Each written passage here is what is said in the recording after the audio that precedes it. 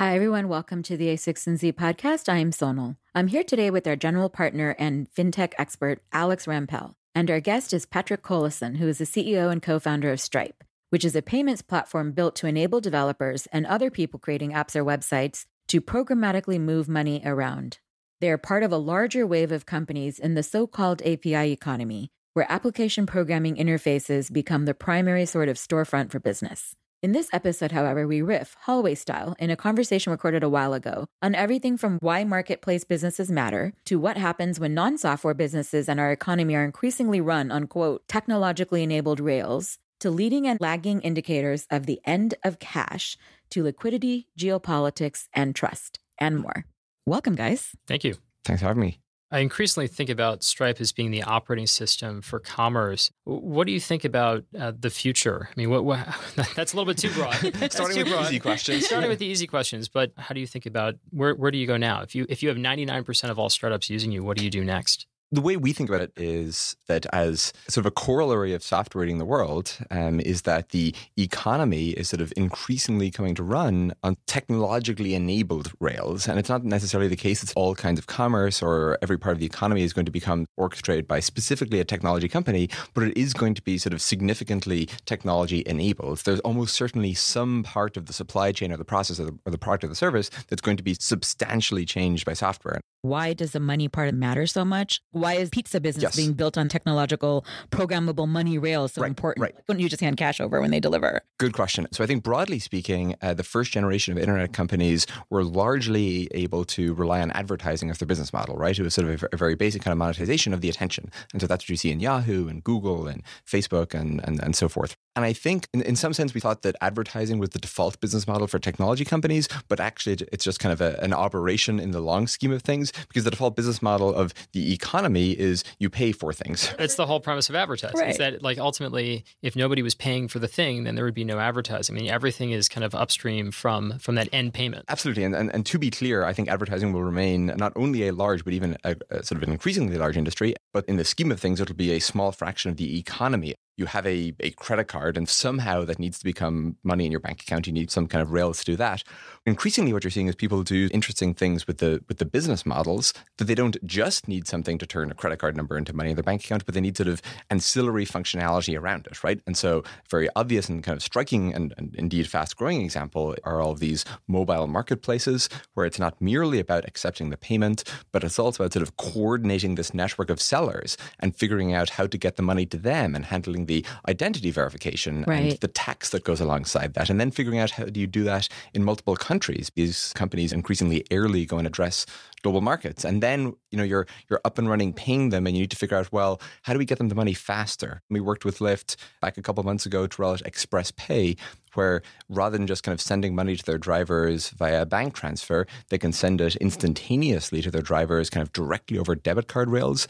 And now almost half of their drivers are using that. Like sort of in the blink of an eye, they shifted from these bank account rails to getting paid instantly, because that's much more attractive. So it's like getting cash handed in your hand, but electronically. Right. So I think that the general pattern here is that as these companies expand out from the internet into the rest of the economy, the proverbial kind of bits to atoms, the business models are becoming more complicated, more interesting, more payment-based. When we first met, I think it was probably 5 years ago. I remember we met at the Starbucks in Palo Alto on a Saturday or a Sunday.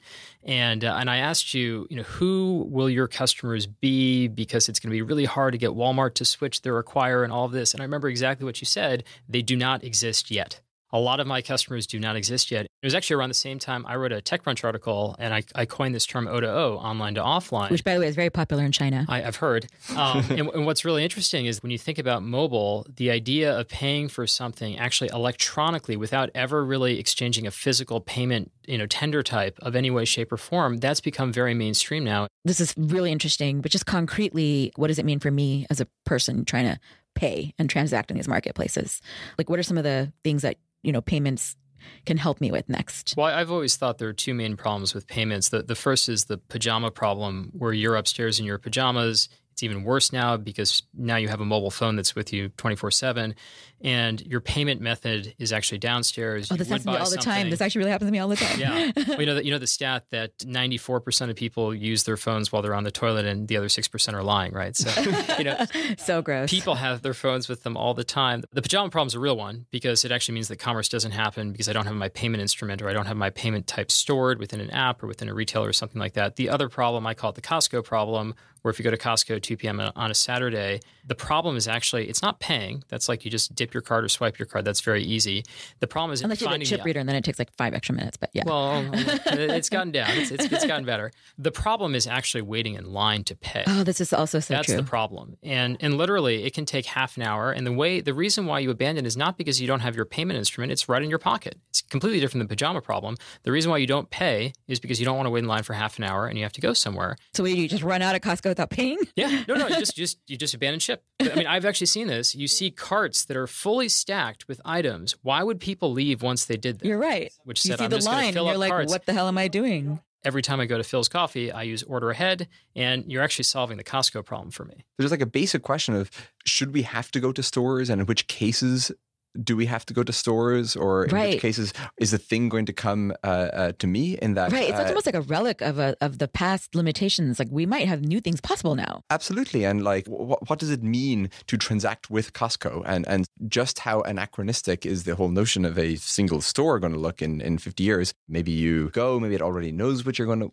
order. Maybe you have already ordered. You've a profile set up, various versions like this. And so I think that there's actually was a rigid binary distinction before between you phone someone and they deliver it, or you go to a store and you queue for essentially an unbounded amount of time. And now various other points along that continuum are possible. And I think we are seeing far more of those crop up on a monthly basis. It's a whole new ecosystem. Or seeing a lot of the large companies, they may not be software companies at the core of their DNA, but they generally are customer experience companies at the core of their DNA, because if they weren't, they probably haven't survived until now. Right. And so we've found they're very attuned to just what makes this better for the customer. Those companies come to us and say, hey, we want to enable this too. We know that this isn't necessarily easy given our existing model, our supply chain dynamics, and so on. But it's very clear to us that it is substantially suboptimal to be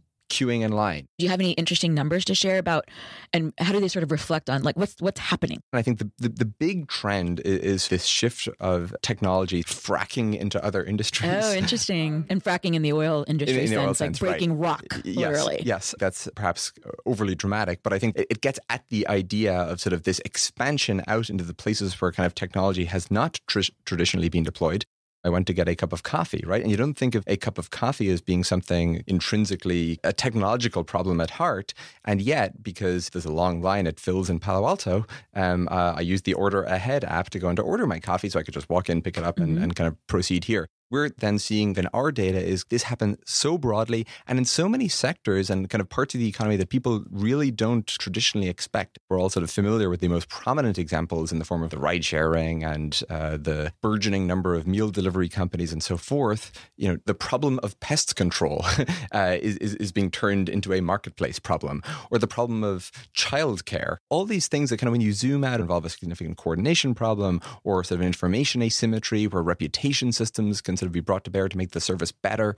So we're seeing a huge amount of that sort of substitution happen or kind of that again, deep technological suffusion. And I think a lot of that, it's both leading and lagging indicators of the end of cash. The fact that people got comfortable experimenting with credit, with plastic, I mean, back in the 40s and the 50s and so on and so forth, that enabled a lot of these early marketplaces to develop. And the fact that more of these marketplaces exist that do not take cash because it's not practical has actually yielded, it just becomes this virtuous cycle. I was actually talking to somebody who asked me, why in the world do so many bonds now, government bonds, have negative yield? And I was trying to explain it to them. Maybe like, why not just take out cash? It's like, okay, well, let's just say that you want to actually take paper currency. Right. Because in both cases, like with negative yielding debt, you have inflationary pressure. I mean, unless it's a deflationary economy, that happens in Japan and whatnot. You're going to lose money to inflation, but you're also going to lose money to that negative yield.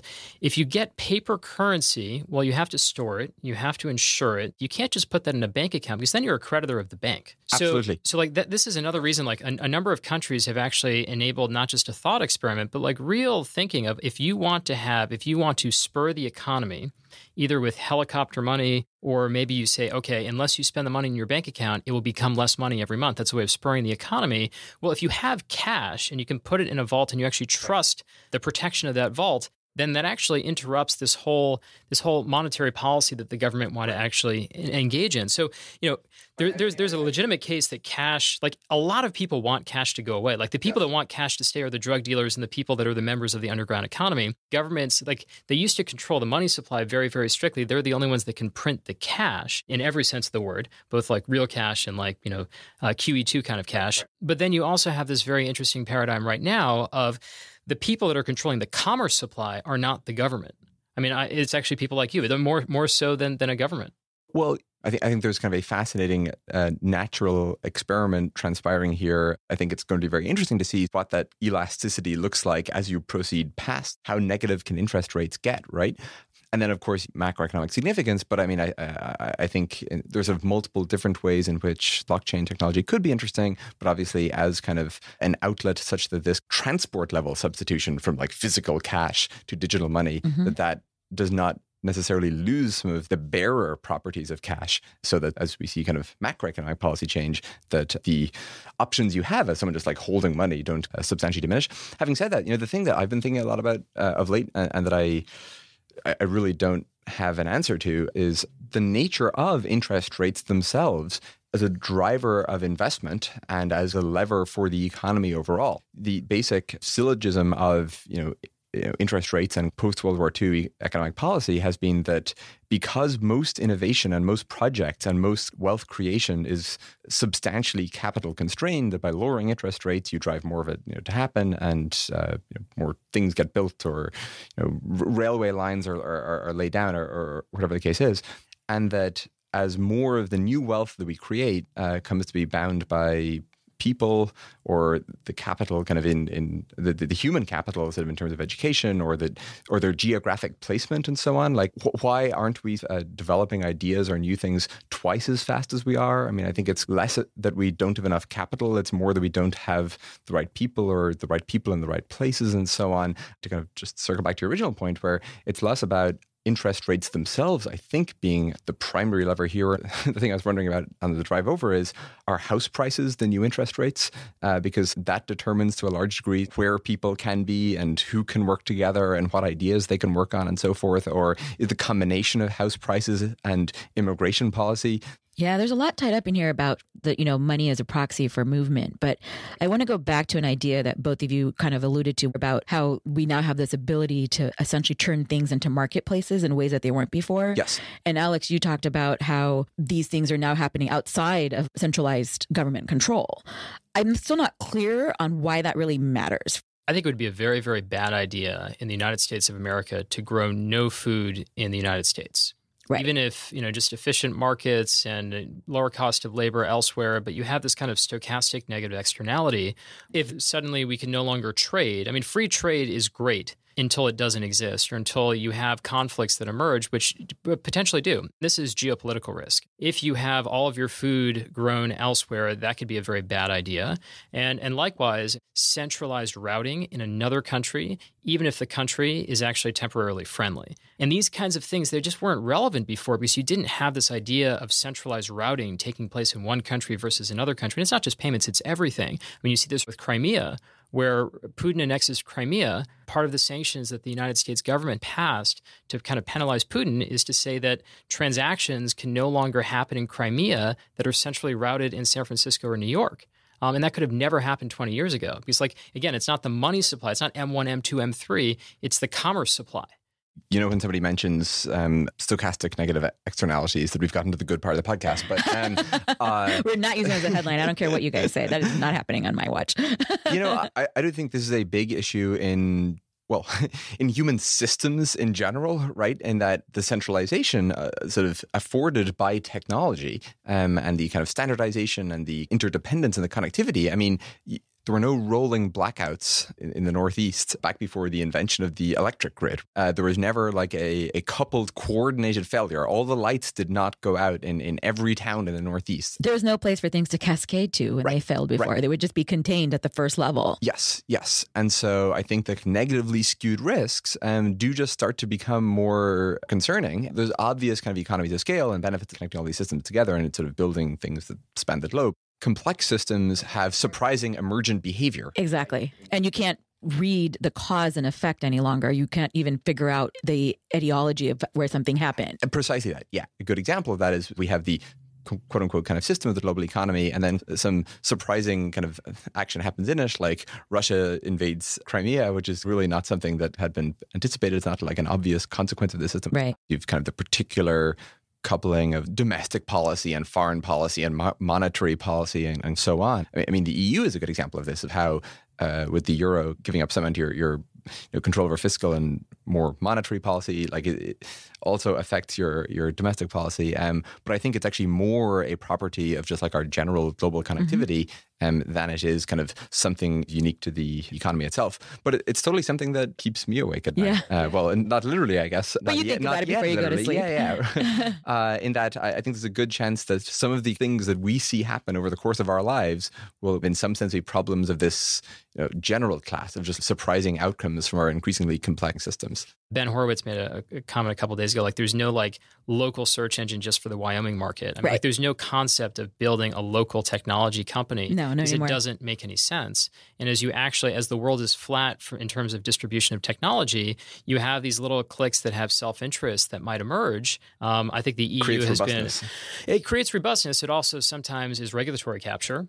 I think the EU is very jealous that Google's not a European company. I think they're jealous that Apple's not a Europe. Like Google is bad in Europe. In my personal opinion, I don't think they're nearly the monopolist that Microsoft was like in the late 90s. Right. But there is a certain sense of jealousy. Like they almost do operate a de facto monopoly in terms of people searching for things. But the thing that technology has taught us is that a monopoly business in technology, that's not a 50-year monopoly. And I just want to make the point, too, that people often forget when they talk about anything anti-competitive is that if it benefits consumers, as long as consumers get something out of it, that's not anti-consumer interest. Free market forces are the best way of actually spurring innovation. I think the way that they become anti-consumer is they become lazy, and they become lazy because they don't have sufficient competition, and they don't necessarily have sufficient competition because they're being evil. To quote the Google phrase. Never attribute to malice that which can be attributed to stupidity. There's a comment that I use a lot, which is, the battle between every startup and incumbent is whether the startup gets the distribution before the incumbent gets the innovation. And normally the incumbent wins. They get the innovation. It might take them 5 years. I mean, I'm sure that there's some mobile bank startup that's going to have a much more beautiful app than Wells Fargo's, but Wells Fargo within the next 7 to 10 years will come up with something as good, and they've got that distribution. But so far what I'm hearing is when you guys are talking about marketplaces, that it's essentially just disintermediating existing things. We're not hearing about what's new and possible that hasn't been done in, like, say, physical world. And secondly, we're also not hearing about what the benefits are, what's possible on top of it. What you need is you need trust in a way of actually resolving trust and resolving payment. And that's what enables commerce. So there are a lot of things that can now happen. Like? Well, I'll give you an example. The problem is that right now, like if you want to go get a plumber to fix your toilet, there's an asymmetry of information, like what's wrong with my toilet? I don't know. I don't know how to explain that canonically. And then I don't know if the plumber is any good. And if you think about what Expedia did, they solved a much, much easier problem, is they rated hotels. Now, every 5-star hotel is not the same. Every 3-star hotel is not the same. But there's not really a lot of confusion between 1-star hotel and 5-star hotel. You can see the liquidity. You can see which rooms are available. You can handle payment. You can handle trust. You know that the hotel will actually have a space when you show up there. The thing that a lot of these marketplaces are allowing is trust, payment, standards, and liquidity. Because I can click a button and then boom, I have 1 unit of plumber fixes my toilet. This goes to your point about the information asymmetry as well. And I mean, information asymmetry is a huge one. That has nothing to do with payment. But like you need each one of those to come in. And sometimes this is an intractable problem Because if I say I want 1 unit of move from place A to place B, well, there's a lot of information asymmetry there. How do you reduce that to a skew? You can't reduce that to a skew. It's a hard problem to solve, but you see it done vertical by vertical. Yeah. You don't have any horizontal services marketplace, despite the fact that Amazon is trying to do that. But like, I think you'll see hundreds of these that will each tackle different problems. And I think this can substantially grow the economy because you're competing with nothing. Right. So there's kind of the bucket of things that is about why bringing technology to bear on non-technology problems is good. There's that bucket. I think, the world, broadly speaking, accepts that one. And then there's kind of the structural question, of sort of why are marketplaces good? What good does that produce for consumers? The core of the matter is how much inefficiency the rigid hierarchy of the non-marketplace solution introduces. Because so much of the world is if you kind of squint at it from one particular perspective, is about solving an information problem. I'm not even going to call it an asymmetry, because asymmetry maybe sounds kind of, it's overly diminutive. It's actually like an information chasm. There are so many people in the world with the talents and the ability and the kind of willingness to go into solving that hunger problem for, in return for, some degree of compensation, right? But because it's difficult to find those people, we have to all put them in the same place, and we have to get all this, food into this warehouse and all this stuff, and then we kind of designated a restaurant. But in some view of the world, like a restaurant is to solve the information problem. So you know which people to go to and when and how in order to sort of solve this particular problem you have. And so marketplaces are kind of an alternate cut on this, where it's like, well, we can pursue much more peer-to-peer, much less centralized models. Right, kind of in the same way that the internet is about routing the information directly from entity to entity, rather than having to go through the intermediary of the library. It's also like a transaction is happening where before there was none. The economy becomes higher resolution. Right. Oh, that's an interesting way of thinking about it. If you know Dan Ariely, this behavioral economist, of course, yeah. He gives this example of like 2 universes that exist. Universe 1, a locksmith comes, like you're locked out at 2 a.m. He lets you in 1 minute and charges you $400. And you are outraged. $400 for 1 minute? Like, what an a-hole. Can't believe this. Leaves you go leave a 1-star review on Yelp and say, I'm never going to work with this person again. Universe 2, exact same situation. Locksmith shows up, works for 8 hours to try to let you in, goes back to his office at 10 a.m., drives back, finally lets you in 12 hours later. You are actually happy. You give him a tip. Wow, he worked for 12 hours. You're paying for incompetence. And this is the problem of the information chasm or the information asymmetry, which is when you create this objective, like you don't want to pay by time. That might be okay when you actually have Google Maps routing you correctly, which it doesn't always do. But it's not okay when you're going to things that don't really have an objective measurement score, like fix my toilet. Yes. Right. And again, I think, in the same way that there's a question about, do you think that the inefficient hierarchical solutions that we have to resort to today, are they somewhat less efficient or an order of magnitude less efficient than the optimally efficient networked versions that we can hopefully now create? I think in a similar way, there's the question of how problematic is it that in so many of these transactions and in so much of this work that we don't have a good feedback loop, we don't have good measurement and kind of quantification, right? Right. Part of what ended the Great Leap Forward in China, it wasn't sort of a technological innovation. It was a change in the coordination model where people got to farm their own plots. I want to ask one final question, which is, so why does money matter in these marketplaces? Is the only goal of money to reduce friction and to get people to transact? I mean, like, truly, it sounds like an obvious question, but why does the money movement matter? You had barter a long time ago. I would trade Patrick my 5 chickens for his 1 goat, and that's how we would deal with things. But the problem was it was very, very difficult to partition a goat. Not so much a chicken, perhaps, because those are worth less than 1 goat. And then ultimately, do pizzas, quite easy to partition. That's true. So then we moved to gold. I mean, we moved to different forms of currency. Then eventually we moved to fiat currency, and it's a lot more efficient. I don't think it's actually necessary people rely on this notion of liquid currency, whether it's digital or cash. That's how people trade goods and services. It's not barter. But I think ultimately, it's trust, it's standards, and perhaps standards is a variant of trust. Liquidity is what actually makes a marketplace successful and why you have network effects take hold. But it's the trust that I know that something will actually happen, and therefore I'm willing to give up the payment. But they're also interconnected.